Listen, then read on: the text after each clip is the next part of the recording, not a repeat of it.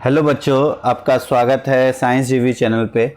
बच्चों, आप लोग 10th पास कर चुके हैं और अब आप लोगों को 11th क्लास में एडमिशन लेना है। तो आज इस वीडियो में 11th क्लास के एडमिशन से रिलेटेड सारी जानकारी आपको दी जाएगी कि कौन कौन से डॉक्यूमेंट्स चाहिए, कब कब होंगे एडमिशन, किस तरह से आपको स्ट्रीम सिलेक्शन करना है और कैसे स्ट्रीम आपको दिया जाएगा।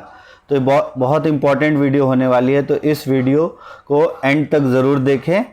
और अगर आपने लाइक नहीं किया है तो लाइक कर दो, सब्सक्राइब कर दो। चलो शुरू करते हैं। तो जैसा कि आपको पता है, क्लास 10th का जो रिज़ल्ट है वो आ चुका है 2023-24 का, और उसमें जो भी बच्चे पास हुए हैं उन सबको बहुत बहुत बधाई और शुभकामनाएं। और जो क्लास 11th में एडमिशन है वो डायरेक्टरेट ऑफ एजुकेशन की तरफ से शुरू कर दी चुकी है, और इसकी जो डेट है वो 20/5/2024 मतलब आज से स्टार्ट हो गई है। ठीक है, और बहुत इम्पॉर्टेंट है आपको ये जानना है कि कब तक है। तो क्योंकि अब आपको पता है इस बार चुनाव है, तो चुनाव के कारण 23/5/2024 तक ही अभी एडमिशन्स होंगे। तो इसलिए आप फटाफट अपना एडमिशन करा लो, डिले मत करो। और जितने भी छात्रों को एडमिशन लेना है तो आपको जो स्कूल टाइमिंग है वो 11 से 2 बजे तक ही जाना है स्कूल में। और इम्पॉर्टेंट डॉक्यूमेंट्स जो हैं वो आगे बताऊंगा मैं क्या क्या डॉक्यूमेंट्स, उन डॉक्यूमेंट्स के साथ आना है और अपना रजिस्ट्रेशन करवा लेना है। और बहुत इंपॉर्टेंट आपको ये डेट ध्यान रखना है, 20 से लेके 23 इसी के बीच में आपको जाना है, क्योंकि उसके बाद आपको पता है चुनाव होने वाले हैं दिल्ली में 25 को। तो चुनाव के कारण कुछ जो प्रक्रिया है उसमें बीच में रुक जाएगी, तो इस वजह से आपको 20 से 23 के बीच में आप अपना नामांकन करा लो। तो चलो अब देखते हैं सबसे पहले कि आपको क्या क्या दस्तावेज चाहिए, इसको ध्यान से देख लो। तो सबसे पहले जो आवश्यक दस्तावेज चाहिए आपको, 10th क्लास की जो मार्कशीट है वो चाहिए। और मार्कशीट अभी आपको जो इंटरनेट से प्राप्त होगी या डिजी लॉकर से अगर प्राप्त होगी तो वो वाली मार्कशीट ही आपकी वैलिड होगी। इसकी 2 कॉपी आपको चाहिए। ठीक है, ध्यान रखना 2 कॉपी आपको चाहिए। इसके अलावा आपके बैंक अकाउंट के पासबुक की फ़ोटोकॉपी एक, और जो भी है आपका आधार कार्ड का दोनों साइड का एक फ़ोटोकॉपी, और आपके पेरेंट्स का आधार कार्ड, फादर मदर दोनों के आधार कार्ड की एक एक कॉपी, और आगे पीछे दोनों तरफ की। इसके अलावा आपका जो निवास पहचान पत्र है या जहां आप रह रहे हो वहां का बिजली bill, ration card, NREGA card, या कोई भी ऐसा जिससे आपका एड्रेस प्रूफ हो, तो एक एड्रेस प्रूफ आपको चाहिए। और 2 पासपोर्ट साइज़ फ़ोटो, ये बहुत इंपॉर्टेंट है, 2 पासपोर्ट साइज़ फ़ोटो जो हाल ही में खिंचवाई गई हो, और रंगीन या ब्लैक एंड वाइट दोनों आप ले जा सकते हो, लेकिन रंगीन ज़्यादा बेटर रहती है। और प्रॉपर तरीके से खिंचवाई हुई फ़ोटो जो हाल ही में खिंचवाई है। तो ये आपको 6 दस्तावेज़ बहुत ज़रूरी हैं, ये इंपॉर्टेंट डॉक्यूमेंट्स है, ये आप ध्यान से नोट कर लो। और इसको लिए बिना अगर इसमें से किसी एक की भी कमी के साथ आप जाते हो तो आपको बार बार जाना पड़ेगा। तो इसलिए ये 6 चीज़ें आप ध्यान से देख लो और तब आप इसके साथ आपको जाना है। अब सबसे पहले हम देखें कि कैसे स्ट्रीम चुनना है। तो अब आप सबसे पहले स्ट्रीम जो चुना जाएगा वो आपके मार्क्स के बेस पे, लेकिन वो तो हम आपको देंगे या जो डिपार्टमेंट आपको। अब आपको कैसे अपना नामांकन करना है, तो नामांकन फॉर्म अच्छे से भर के, लेकिन जो भी स्ट्रीम लेनी है इस चीज़ का आपको ध्यान रखना है कि जो भी स्ट्रीम लेनी है उसको अच्छे से पहले सोच ले, क्योंकि एक बार अगर आप कोई स्ट्रीम चुन लेते हो तो उसके बाद उसमें बदलाव संभव नहीं होता है। और स्ट्रीम आपको कैसे चुनना है इसके लिए एक वीडियो इस चैनल पे दी हुई है कि 10th के बाद क्या करें, मैं डिस्क्रिप्शन में दे दूंगा उसका लिंक, आप अच्छे से देख लो। साइंस, कॉमर्स, आर्ट्स लेके आप आगे क्या क्या कर सकते हो, कैसे आपको चुननी चाहिए स्ट्रीम, क्या क्या क्राइटेरिया होनी चाहिए, उसके अकॉर्डिंग आप अच्छे से विचार कर लो। और तब आप अपनी जो स्ट्रीम चुननी है उसके साथ आप अपना फॉर्म लेके, जो इंपॉर्टेंट फॉर्म्स है जो आगे बताऊंगा उसको लेके आपको जाना है अपने स्कूल में और एडमिशन करवाना है। तो अब आगे देखते हैं क्राइटेरिया फॉर स्ट्रीम सिलेक्शन की। अब आपको स्ट्रीम कौन सा मिलेगा उसके लिए क्या क्या क्राइटेरिया है। तो जो डिपार्टमेंट ऑफ एजुकेशन का क्राइटेरिया है कि अगर आपको 11th में साइंस विद मैथ्स चाहिए तो कम से कम आपके 55% एग्रीगेट आने चाहिए 10th में, जिसमें से इंग्लिश में 50% कंपलसरी है, और मैथ्स अगर आपका स्टैंडर्ड बेसिक कोई भी हो उसमें 50% मार्क्स कंपलसरी है और साइंस में 50% मार्क्स, अगर ये आपके हैं तब आप साइंस ले सकते हो विद मैथ्स। और विदाउट मैथ्स लेना है तो सेम क्राइटेरिया 55% तो आपको चाहिए ही चाहिए, साथ के साथ इंग्लिश में आपको 50% नंबर चाहिए, और स्टैंडर्ड बेसिक और या क्या नाम है स्टैंडर्ड या बेसिक में आपको 40% मैथ्स में चाहिए और साइंस में 50%। तो ये ध्यान रखना, अगर आपका साइंस में कंपार्टमेंट है या अगर आपका साइंस में 50% मार्क्स नहीं है तो आप साइंस नहीं ले सकते, ये चीज़ क्लियर रखना। उसके बाद कॉमर्स विद मैथ्स अगर आपको चाहिए तो कॉमर्स विद मैथ्स में भी आपको 50% मिनिमम मार्क्स एग्रीगेट चाहिए, जिसमें 45% आपके इंग्लिश में और मैथ्स में 50%। अगर आप विद मैथ्स लेना है तो मैथ्स में 50% आपके कंपलसरी होने चाहिए 10th में, और सोशल साइंस में 45% मार्क्स कंपलसरी हैं। ये तो हो गया कॉमर्स विद मैथ्स। अब विदाउट मैथ्स अगर आपको लेना है तो क्राइटेरिया 50% एंड इंग्लिश आपका 45% और हिंदी दोनों लैंग्वेज में से किसी एक में आपका 45% होना चाहिए, और सोशल साइंस में 45% होगा तो आपको कॉमर्स विदाउट मैथ्स मिल सकती है।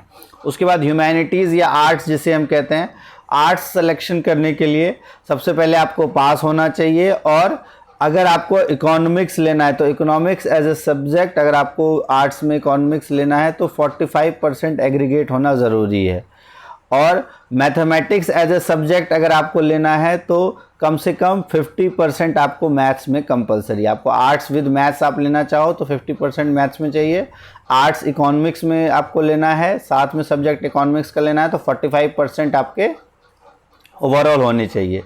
तो ये आपको ध्यान रखना है। अगर आप 10th में पास हो गए हो तो आपको ह्यूमैनिटीज़ में तो एडमिशन मिल ही जाएगा, ये चीज़ ध्यान रखना। बट अगर आपको मैथ्स लेना है तो 50% मैथ्स में चाहिए और 45% आपको एग्रीगेट चाहिए अगर आपको economics as a subject humanities में रखना है। तो ये बहुत इंपॉर्टेंट क्राइटेरिया है, इसको अगर आप फुलफ़िल करते हो तो आप अपना एडमिशन के लिए जा सकते हो, और अब अच्छे से अपना माइंड मेकअप कर लो कौन सा स्ट्रीम लेना है, क्योंकि आगे भी आपको पढ़ना है, आगे भी इसको अच्छे से तैयारी करना है, और इससे रिलेटेड वीडियोस भी आप देख सकते हो। नेक्स्ट है अब कुछ जो इम्पोर्टेंट फॉर्म्स है जो आपको अपने साथ लेके जाना है। ये है आपका फॉर्म जिसमें आपको सारा, इसमें किस सेशन के लिए ये फॉर्म आपको भर के रखना है, इसके लिए आप जानकारी ले लो क्या क्या चाहिए आपको, जैसे नेम ऑफ स्टूडेंट, ठीक है, इसमें आपका जेंडर, फिर मेल फीमेल, और ये date of birth. Date of birth अच्छे से ध्यान से देख लो, डेट ऑफ बर्थ आपको फिगर्स में भी लिखना है और वर्ड्स में भी। फिगर्स का मतलब हो गया जैसे मान लो आपका डेट ऑफ बर्थ 1 जनवरी 2000 है तो 1/1/2008 हो गया, मान लो 1 जनवरी 2008 है तो इस तरह से हो गया। और वर्ड्स में आप लिखोगे तो 1 जनवरी 2008, तो इस तरह से आपको लिखना है। सेकेंड, क्लास आपका कौन सा क्लास है। फिर आधार नंबर आपको यहाँ प्रॉपर तरीके से लिखना है, बैंक का नाम, खाता संख्या और IFSC कोड, ये सब आप अपनी जानकारी लेके जाओगे, ये पासबुक पे जानकारियाँ होंगी। फिर ब्लड ग्रुप अगर आपको पता है तो ब्लड ग्रुप, मदर का नेम, फादर का नेम, और अगर आप SC ST OBC जनरल क्या है वो यहाँ भरना है। आपका रिलीजन, ऑक्यूपेशन मदर फादर का, और रेसिडेंशियल एड्रेस, इसी का आपको प्रूफ भी देना है। ये जो रेसिडेंशियल एड्रेस भरोगे इसी का आपको प्रूफ भी देना है, ये ध्यान रखना। और फिर जो जन्म प्रमाण पत्र या इससे रिलेटेड आपको बर्थ सर्टिफिकेट जो, या हॉस्पिटल से या जन्म तिथि जो डिक्लेरेशन है, अगर आपके पास नहीं है तो आपको एक एफिडेविट बना के डिक्लेरेशन लेके जाना पड़ेगा। ये तो हो गया आपका फॉर्म 1। इसके बाद फॉर्म 2 जो इसका पीछे वाला पार्ट है, इसमें ये एक डिक्लेरेशन भरना है कि ये आपका यहाँ पर आपके मदर और फादर का नेम आएगा, दोनों में से किसी का, ठीक है, और यहाँ पर आपका नाम आएगा स्टूडेंट का, कि जो एक्चुअल डेट ऑफ बर्थ है, अगर आपके पास डेट ऑफ बर्थ सर्टिफिकेट नहीं है तो यहाँ पर ये डिक्लेरेशन के साथ एक्चुअल डेट ऑफ बर्थ, यहाँ पे जैसे आपके फादर का नाम, ऑफ ये आपका नाम यहाँ आ जाएगा, स्टूडेंट का नाम, और यहाँ डेट ऑफ बर्थ, फिर फिगर्स में और वर्ड्स में, ठीक है। यहाँ पे भी आपका नाम आएगा, उसके बाद यहाँ पे आप फिगर्स में और वर्ड्स में आप अपना डेट ऑफ बर्थ फिल करोगे, और उसके बाद ये हिंदी इंग्लिश दोनों में आप भर सकते हो, यहाँ आप डेट लिख सकते हो, यहाँ मदर फादर के साइन। फिर ये आपका स्कूल से भरा जाएगा, इसमें आपको कुछ नहीं करना है। तो ये इंपॉर्टेंट फॉर्म्स आपको लेके रखना है। इसमें क्या क्या जानकारियां हैं आप ध्यान से समझ लो, अच्छे से आप भर लेना। एक पासपोर्ट साइज़ फ़ोटो यहाँ पर आपकी लगेगी, तो इस चीज़ से। अब उसके अलावा एक आपको ऑप्शन फॉर्म मीन्स कौन सा ऑप्शन आपको लेना है नहीं लेना है, ये बहुत इंपॉर्टेंट है। ये तीसरा फॉर्म है जिसमें आपको अपना नाम, father's name, student ID, admission number, previous section और क्लास, आधार कार्ड, मोबाइल नंबर, 10th का रोल नंबर और चॉइस ऑफ स्ट्रीम। इसमें आपको एक पे टिक करना है, किसी एक पे, कि आपको कौन सा लेना है। ह्यूमैनिटीज़ विद इकोनॉमिक्स लेना है तो जिसके लिए अभी हमने पढ़ा कि 45% नंबर चाहिए। विदाउट इकोनॉमिक्स अगर आप पास हो तो मिल जाएगा। विद स्किल सब्जेक्ट लेना है या विदाउट स्किल सब्जेक्ट लेना है, किस तरह के सब्जेक्ट सेट यहाँ दिए हुए हैं।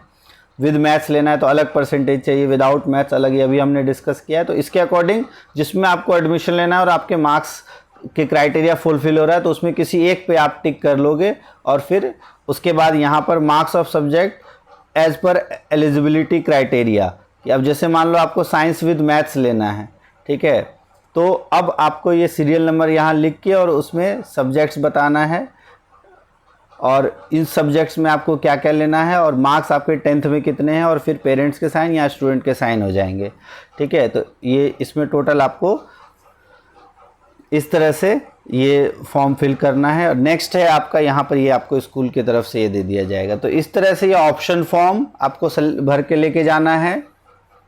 ये पार्ट बी डिक्लेरेशन, अगर आपके पास डेट ऑफ बर्थ सर्टिफिकेट नहीं है या कोई डेट ऑफ बर्थ सर्टिफिकेट नहीं है तो ये डिक्लेरेशन और इसके साथ, और ये आपका पार्ट ए में ये सारे इन्फॉर्मेशन है। तो इसको अच्छे से देख लो, कोई डाउट हो तो आप कमेंट बॉक्स में लिख सकते हो, ठीक है। और ये ध्यान रखना आपका 20 से 23 के बीच ही एडमिशन हो रहा है, तो इसको अच्छे से जल्दी आप सारे डॉक्यूमेंट्स तैयार करके एडमिशन ले लो, ठीक है, क्योंकि सीट्स फुल हो जाएंगी तो फिर एडमिशन होना थोड़ा मुश्किल होता है। और ऑल द बेस्ट सभी को, स्ट्रीम सिलेक्शन कर लो, एडमिशन और लेके और छुट्टियों में ही अपना पढ़ाई स्टार्ट कर दो, क्योंकि 11th क्लास बहुत कम टाइम मिलता है आपको। तो पढ़ाई, एडमिशन आपका कंफर्म हो जाए उसके बाद पढ़ाई स्टार्ट कर दो। और इस चैनल को सब्सक्राइब कर लो, अपने दोस्तों तक ये इन्फॉर्मेशन शेयर कर दो ताकि उनको भी कोई दिक्कत हो तो वो फटाफट ये देख के और उनके सारे डाउट्स क्लियर हो जाए। और अगर कोई डाउट अभी भी रहता है तो कमेंट बॉक्स में लिख सकते हो आप और उसका मैं आपको आंसर कर दूंगा। थैंक्स फॉर वॉचिंग और डू लाइक सब्सक्राइब साइंस जेवी।